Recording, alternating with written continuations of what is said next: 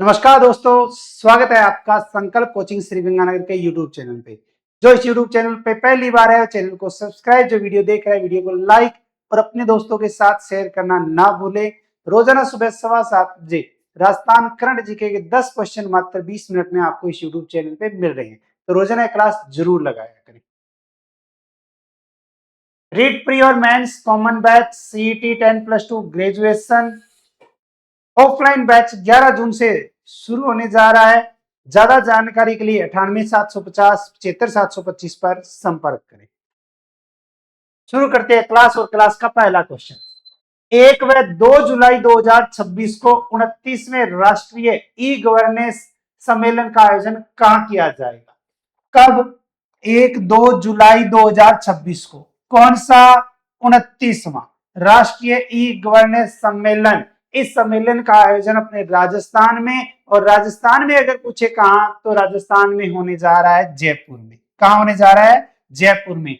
तो 1-2 जुलाई 2026 को 29वें राष्ट्रीय ई गवर्नेंस सम्मेलन का आयोजन कहां? जयपुर में। जयपुर में हो रही इस सम्मेलन के तहत विशेष उपलब्धियां पंचायती राज मंत्रालय। कौन सा? पंचायती राज मंत्रालय की प्रमुख डेटा आधारित शासन पहल पंचायत उन्नति सूचकांक। कौन सी? पंचायत उन्नति सूचकांक। और इस सूचकांक को राष्ट्रीय ई गवर्नेंस पुरस्कार 2026 में स्वर्ग 60 के तहत कौन सा पुरस्कार दिया जाएगा? स्वर्ण पुरस्कार दिया जाएगा। तो पंचायती राज मंत्रालय की प्रमुख डेटा आधारित शासन पहल है पंचायत उन्नति सूचकांक, और इसको राष्ट्रीय ई गवर्नेंस पुरस्कार 2026 में किस अवार्ड से सम्मानित किया जाएगा? तो स्वर्ण पुरस्कार।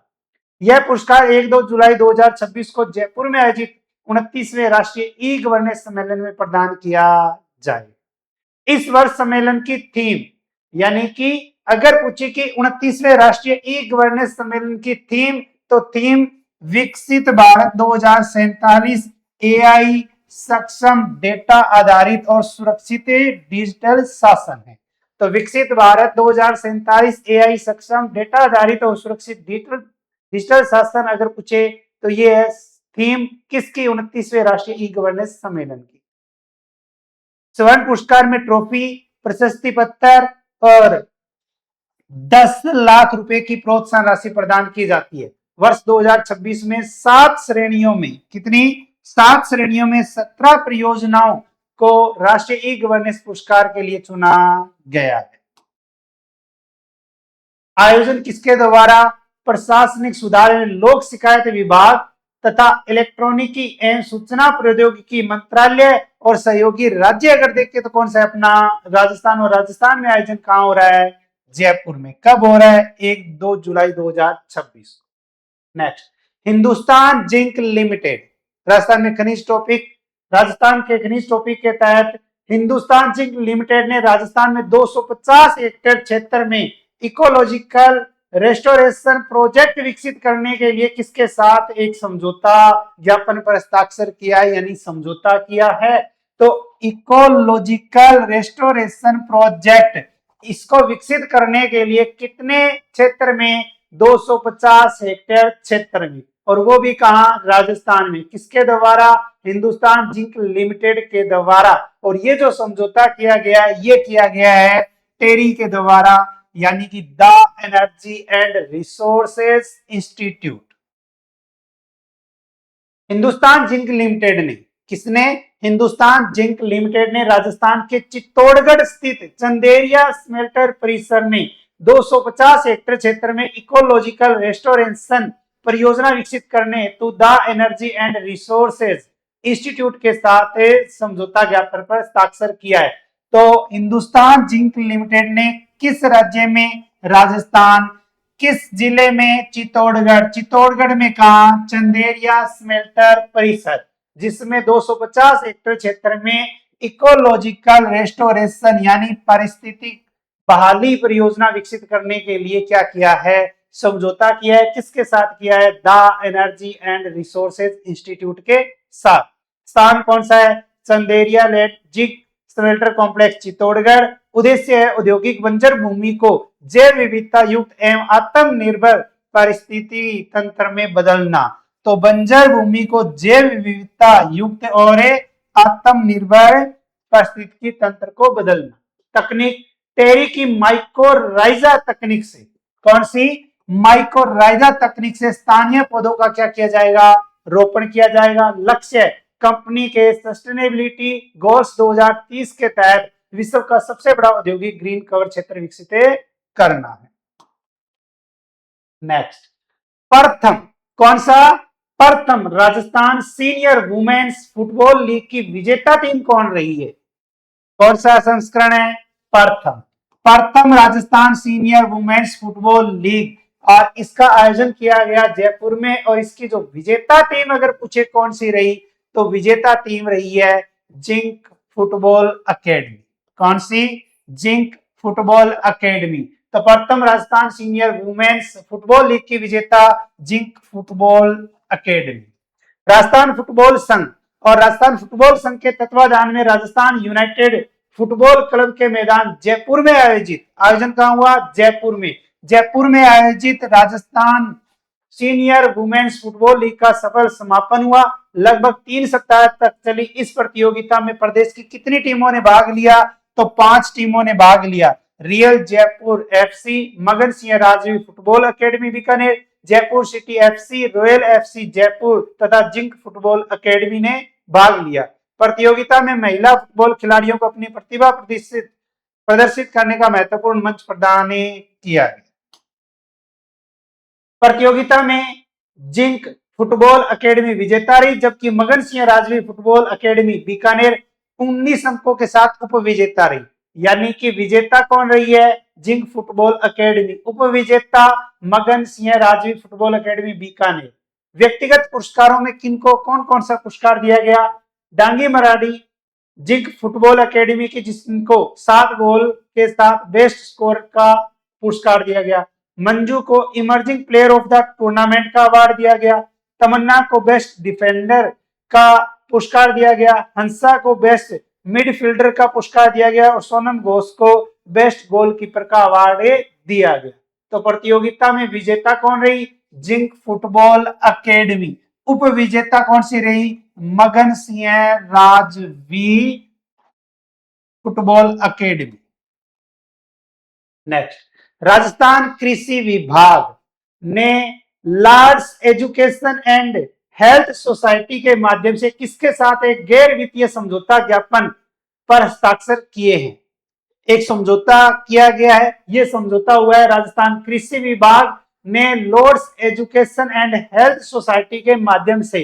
और ये जो समझौता किया गया है, ये किया गया है वधवानी एआई फाउंडेशन के साथ। वधवानी एआई फाउंडेशन के साथ राजस्थान के किस विभाग ने? कृषि विभाग ने किसके माध्यम से? Lords education and health society के माध्यम से क्या किया है? एक समझौता ज्ञापन पर हस्ताक्षर किया है।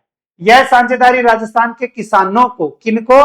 किसानों को सटीक कृषि सलाह, कीट नियंत्रण और मौसम संबंधी जानकारी उपलब्ध कराने के लिए महत्वपूर्ण है। तो राजस्थान के किसानों को सटीक कृषि सलाह, कीट नियंत्रण और मौसम संबंधी जानकारी उपलब्ध कराने के लिए क्या किया गया? एक समझौता किया गया। एआई उपकरण में एग्रीवाणी बहुभाषी चैटबॉट जो मौसम, सिंचाई, उर्वरक और कीटनाशक संबंधी सलाह देता है। कॉर्पेस फोटो के आधार पर फसलों में कीट व रोग की पहचान और उपचार बताने वाला उपकरण है। सोयाबीन ग्रेन एनालाइजर स्मार्टफोन से सोयाबीन की गुणवत्ता का आंकलन करता है। Agri AI collect and news monitoring कृषि उत्पादन और बाजरा को प्रभावित करने वाली खबरों का विश्लेषण व सारांश प्रदान करता है।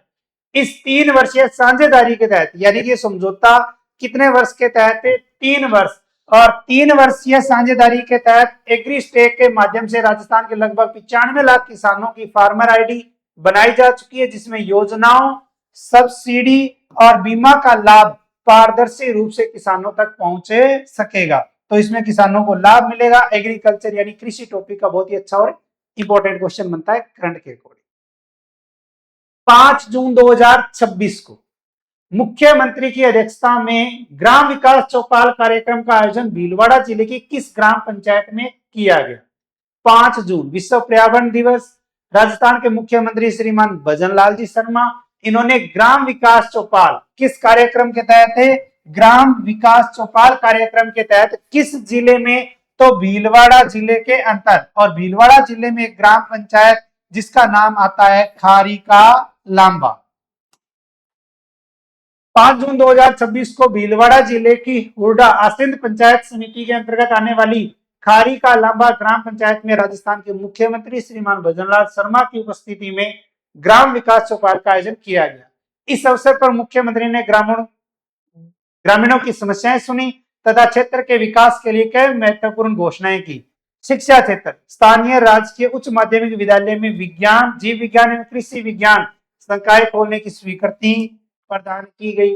कृषि क्षेत्र, ग्राम पंचायत में नवीन कृषि पर्यवेक्षक मुख्यालय स्थापित करने, इसके लिए नया पद सृजित करने की घोषणा की गई। स्वास्थ्य एवं खेल के तहत ग्राम पंचायत में प्राथमिक स्वास्थ्य केंद्र खोलने की घोषणा की गई। युवाओं को बेहतर खेल सुविधा उपलब्ध कराने के लिए खेल मैदान विकसित करने का भी ऐलान किया गया। यह चौपाल ग्रामीण विकास, शिक्षा, कृषि, स्वास्थ्य, खेल सुविधाओं के विस्तार की दिशा में एक महत्वपूर्ण पहल साबित हुई। ग्रामीण विकास, शिक्षा, कृषि, स्वास्थ्य और खेल सुविधाओं के लिए। नेक्स्ट, डिजिटल लेन देन को बढ़ावा देने के लिए पीएम स्वनिधि के तहत स्ट्रीट वेंडरों को खुदरा डिजिटल ट्रांजैक्शन पर अधिकतम कितना कैशबैक प्रोत्साहन दिया जा रहा है? एक योजना है, कौन सी है? पीएम स्वनिधि योजना, केंद्र सरकार की योजना है। किनके लिए? स्ट्रीट वेंडर्स, यानी कि जो रेडी पटरी पर काम करने वाले जो लोग हैं उनके लिए खुदरा डिजिटल ट्रांजैक्शन पर अधिकतम कैशबैक प्रोत्साहन जो दिया जा रहा है वो कितना दिया जा रहा है? 1600 रुपए, जिसमें दर्जी, नाई, ठीक है, लोक कलाकार, ये सब जो इसमें शामिल है। पीएम स्वनिधि योजना, पीएम स्वनिधि योजना की शुरुआत अगर पूछे कब हुई तो 1 जून 2020 को की गई। कब? 1 जून 2020। इस योजना के कार्यान्वयन की जिम्मेदारी आवास एवं शहरी कार्य मंत्रालय तथा वित्तीय सेवा विभाग द्वारा संयुक्त रूप से निभाई जाएगी। यानी कि जिम्मेदारी आवास एवं शहरी कार्य मंत्रालय और वित्तीय सेवा विभाग के दोनों के संयुक्त तत्वाधान में पहली और दूसरी किस्त के रूप में ऋण राशि में वृद्धि की गई है। कितनी किस्तें हैं? 3 किस्तें हैं, जिसमें पहली और दूसरी में क्या किया गया? परिवर्तन किया गया। पहले राशि कम थी, फिर राशि को बढ़ा दिया गया। दूसरे ऋण का सफलतापूर्वक पुनर्भुगतान करने वाले लाभार्थियों को यूपीआई लिंक्ड रुपए क्रेडिट कार्ड की सुविधा दी गई है। खुदरा एवं थोक दोनों प्रकार के डिजिटल लेन देन पर डिजिटल कैशबैक प्रोत्साहन दिया जाता है। योजना का दायरा चरणबद्ध तरीके से जनगणना, कस्बों, अर्ध शहरी क्षेत्रों व अन्य पात्र क्षेत्रों तक विस्तारित किया जा रहा है। ब्याज सब्सिडी, नियमित समय पर ऋण चुकाने वाले लाभार्थियों को 7% प्रतिवर्ष की ब्याज सब्सिडी सीधे बैंक खाते में प्रदान की जाती है। डिजिटल लेन देन, डिजिटल माध्यम से भुगतान स्वीकार करने पर प्रतिमाह 100 रुपए की दर से अधिकतम 1200 रुपए प्रतिवर्ष का कैशबैक के प्रोत्साहन दिया जाता है।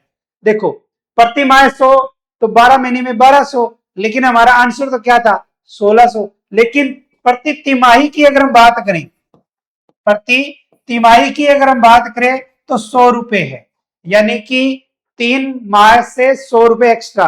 तो एक वर्ष में 3 माही, 6 माही, 9 माही और 12 माही, यानी कि 4, तो 1200 प्लस 400 कितने हो गए आपके?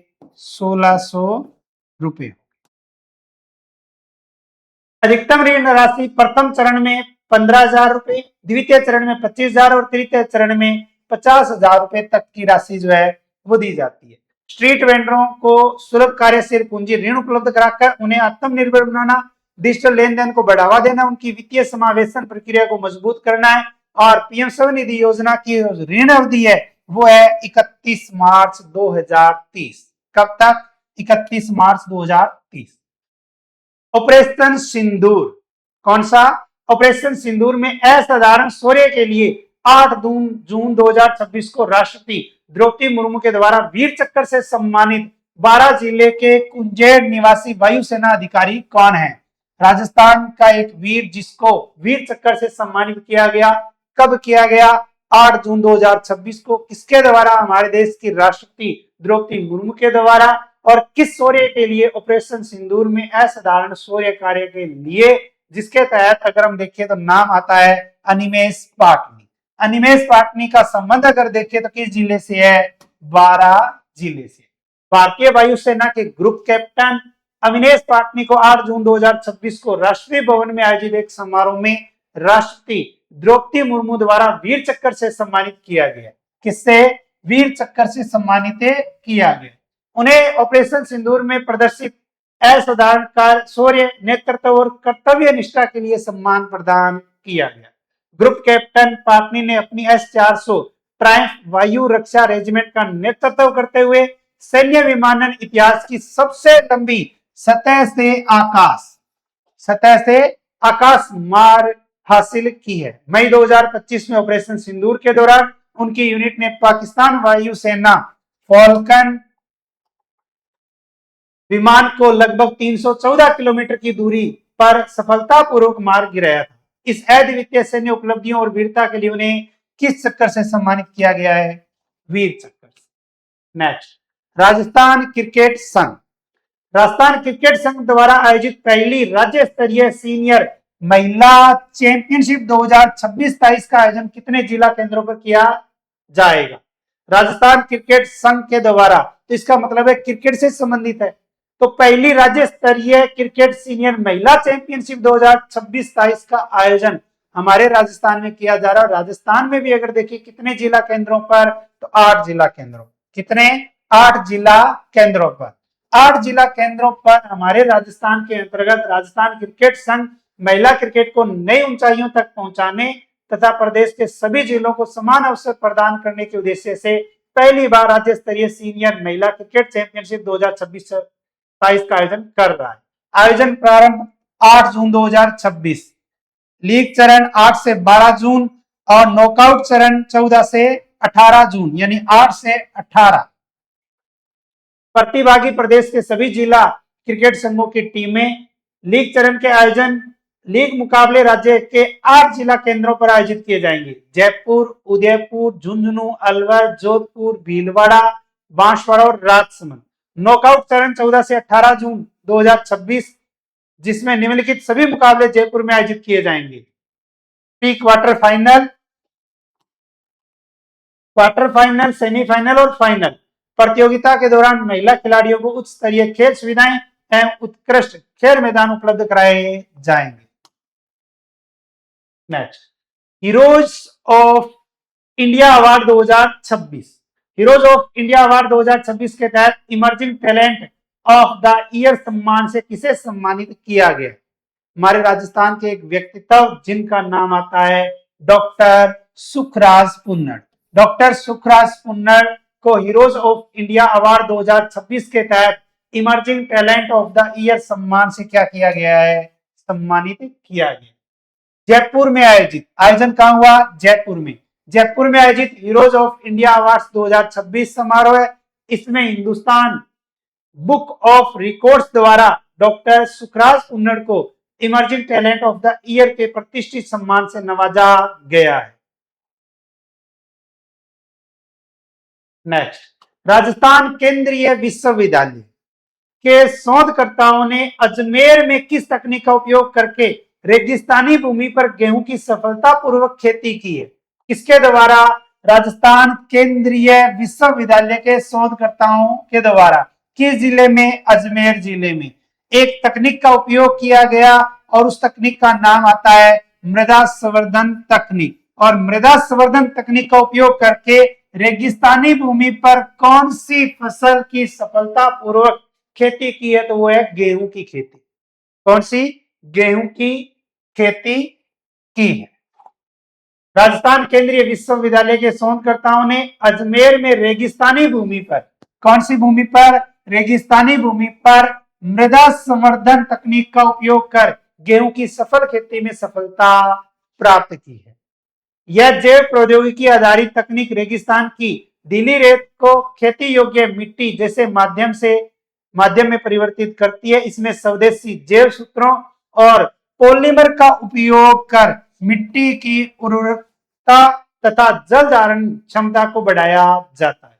यह तकनीक कैसे कार्य करती है?